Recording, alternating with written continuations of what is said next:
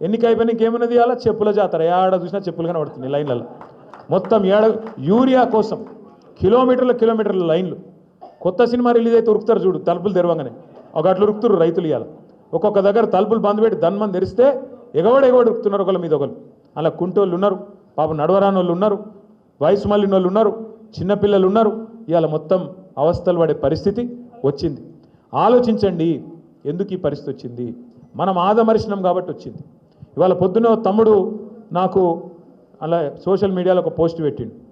బడంగుపేటలో మా అక్క అద్భుతంగా లైబ్రరీ కట్టిందని ఆ తమ్ముడు ఫోటో వీడియో తీసి అద్భుతమైన వీడియో పెట్టిండు ఎంత బాగా కట్టిరు లైబ్రరీ అని ఆ తమ్ముడికి నేను ఏం చెప్పినా అంటే తమ్ముడు ఈ ఒక్కటే పని కాదు ఇంకా చాలా పనులు చేసినాం అసలు లైబ్రరీలు మా అక్క చాలా కట్టింది కానీ దరిద్రం ఏంటంటే మేము చెప్పుకోలేదు మేము చెప్పలేదు మీరు చెప్పలేదు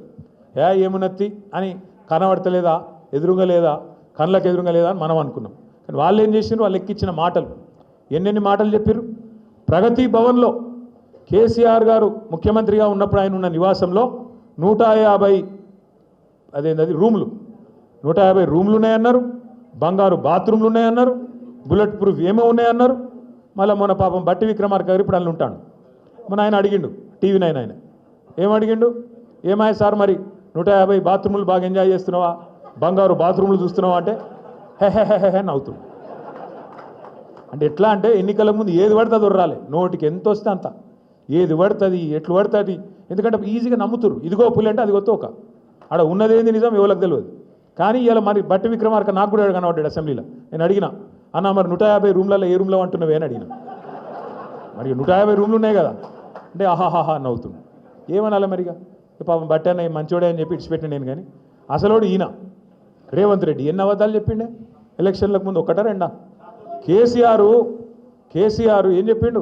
ఒక ముసలోనికి ఇస్తుండు ముసలవ్వకి ఇస్తుండు పెన్షను నేను ఇద్దరికి ఇస్తా ముసలోనికి ముసలమ్మకు ఇద్దరికి ఇస్తా కేసీఆర్ 2000 ఇస్తుండు నేను 4000 ఇస్తా వచ్చినాయా మరి 4000 ముసలోనికి ముసలమ్మకు అందరికి వచ్చినాయా అత్తకు 4000 కోడలకు 2500 వచ్చినాయా 100 రోజుల్లోనే అన్నీ బట్టిగారు చెప్పిన చూడు ఆ గ్యారంటీ కార్డు చాలా విలువైంది భద్రపరచుకోండి దాచిపెట్టుకోండి 99 రోజులు దాచిపెట్టుకోండి 100వ రోజు మేము వస్తాం అది తీసుకుంటాం మీకు తెల్లారి నుంచే పథకాల వరద వారుతుందని చెప్పిండు పారుతున్నాయా పథకాల వరద వస్తున్నాయా ఓ పెట్టిరిగా ఓ ఫ్రీ బస్ అని ఇక దాని అందమైతే చెప్పరాదు ఇక ఫ్రీ బస్ అందం నాకంటే బాగా మీకే తెలుసు అందులో ఎన్ని యుద్ధాలు అవుతున్నాయో ఎన్ని కొట్లాటలు అవుతున్నాయో ఎన్ని పంచాయతీలు అవుతున్నాయో మీరే చూస్తూ ఉన్నారు దాంతోపాటు ఇవాళ రాష్ట్రంలో ఉండే రైతులు ఎన్ని మాటలు చెప్పిండ్రు మీకు కడుపుల సల్ల కదలకుండా కేసీఆర్ ఉన్నప్పుడు మంచిగా బ్రహ్మాండంగా నాట్లేసే టైంకు టింగు టింగు అనుకుంటే రైతు మందు పడుతుండే